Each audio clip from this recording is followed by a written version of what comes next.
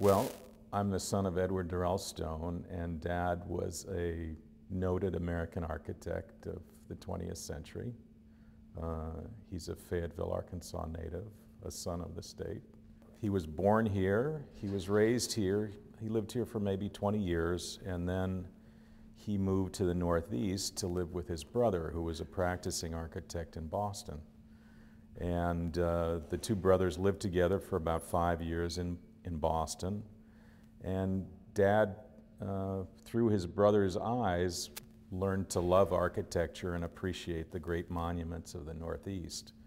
And he had one particular event in his early life. His brother blindfolded him and walked him across Brooklyn Bridge, pointed him towards Lower Manhattan, and removed the blindfold.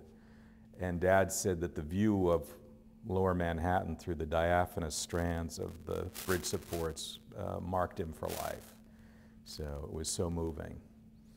And then they went to Washington together, and they saw a couple of things in Washington, particularly the Pan American Union building, which has this wonderful central atrium with a fountain.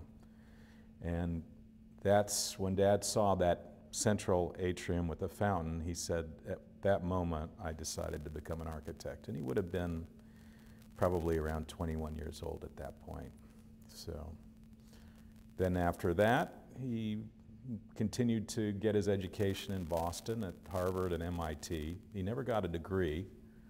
And then he won a traveling fellowship, went to Europe for 2 years, produced beautiful sketches, watercolors, traveled throughout Europe, North Africa, the Middle East, Turkey, and came back to the United States right at the onset of the Great Depression.